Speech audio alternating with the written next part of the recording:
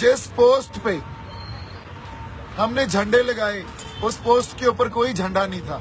किसी ने वहां से फिरकू और भड़काने वाली बातें नहीं की हैं। जो लोग गए थे दिल्ली वो किसी को मारने थोड़ी गए थे। मुझे ब्लेम करना है, किसी को भी ब्लेम करना, ये हमारी वही बात गलती होगी जो हम हमारे इतिहास में पहले से भी करते आए हैं। भाई किसी के पास कोई हथियार है? As far as national security and integrity is concerned, nobody is questioning it.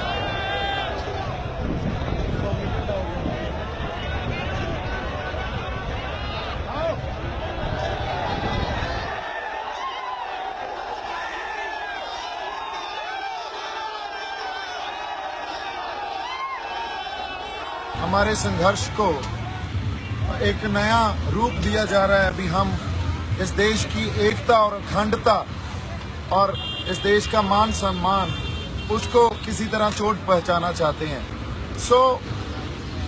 पहली बात ये आपके लिए बड़ी जरूरी है समझनी कि जब कोई ऐसा संघर्ष शुरू होता है जहां लोगों के जेन्युइन इमोशंस, उनके जेन्युइन कंसर्न या उनके जेन्युइन राइट्स जो हैं उसका ध्यान नहीं रखा जाता, उसको इग्नोर किया जाता है, तो लोगों के मनों, उनके दिल के अंदर, उनके मनों के अंदर जो गुस्सा बड़े टाइम से एक उनके मन के अंदर जो गुस्सा रहता है वो किसी न किसी ऐसी सिचुएशन में, जब ऐसा संघर्ष चल रहा हो या ऐसे प्रोटेस्ट चल रहे हैं, उसमें फ्लेयर अप हो जाता है।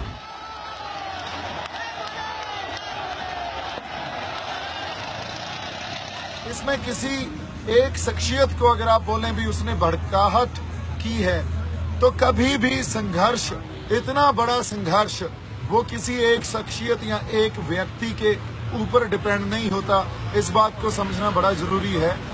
दिल्ली के चार तरफ से बॉर्डर, जो हमारे किसान जथेबंदियां या हमारे लोग हैं, उन्होंने चारों तरफ से वो बॉर्डर, एक ऑब्स्टैकल जो वहां बैरिकेड की हुई थी, बैरिकेडिंग, उसको तोड़ के आगे बढ़े, उसको तोड़कर आगे बढ़े और वो सब जैसे हम सब रेड फोर्ट की, लाल किले की तरफ चले गए।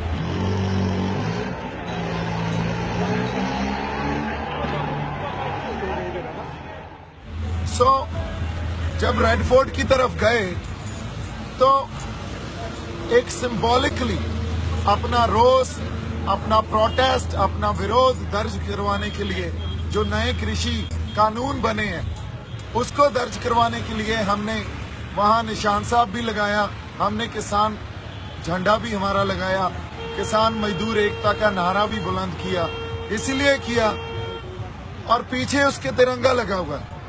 जिस पोस्ट पे हमने झंडे लगाए उस पोस्ट के ऊपर कोई झंडा नहीं था, और ये झंडा हमारी इस देश की डाइवर्सिटी, जो हमारी डाइवर्सिटी है उसकी पहचान है। आज भी अगर किसानों ने या जो लोग गए थे दिल्ली, वो किसी को मारने थोड़ी गए थे, या किसी को हमने मारा हो, या कोई पब्लिक प्रॉपर्टी को हमने नुकसान पहुंचाया हो, या किसी दिल्ली वासी को हमने नुकसान पहुंचाया हो, या हमारे हाथ में कोई हथियार हो। हम तो अपने झंडे लेके गए और हमारे ट्रैक्टरों पे गए। अब इनको अगर आप कम्युनल या इसको आप फिरकू दंगों का, या इसको एक ऐसा आप एक रंग दे देंगे भी, ये देखो ये तो शरारती आंसर हैं, ये तो गलत आंसर हैं, तो ये हमारे इतिहास में हमेशा ही होता आया है। जब भी कोई इतनी बड़ी एजिटेशन होती है हमेशा ही उसको हम ये बोल के भी देश की एकता और अखंडता को खतरा है, ये बोल के भी ये देखो ये तो फंडामेंटलिस्ट हैं या ये हार्डलाइनर्स हैं, हमेशा इस चीज में हम जो उनके बनते हक हैं, जो उनके बनते राइट्स हैं, वो नहीं देते और उसको इग्नोर करने लग जाते हैं। एक मुझे ब्लेम करना है, किसी को भी ब्लेम करना, ये हमारी वही बात गलती होगी जो हम हमारे इतिहास में पहले से भी करते आए हैं। रिक्वेस्ट कर रहा हूँ, कोई भी भड़काने वाली बात नहीं कर रहा है। हर इंसान यहाँ आपसी प्यार, भाईचारक साझ और इस देश की एकता और अखंडता में विश्वास रखता है। किसानों को प्लीज किसी अलग नजरिए से मत देखिए। किसानों ने सिंबॉलिकली बड़े पीसफुली, जो हमारा डेमोक्रेटिक राइट है, जमहूरी हक है, उसको एक्सरसाइज किया है। आप यहाँ हमारे जो लोग हैं उनको देखिए, भाई किसी के पास कोई हथियार है? कोई हथियार है? हम अपने झंडे और अपने ट्रैक्टरों पे बैठे हैं। हमारा हथियार हमारे इस डाइवर्सिटी को समझने की कोशिश कीजिए।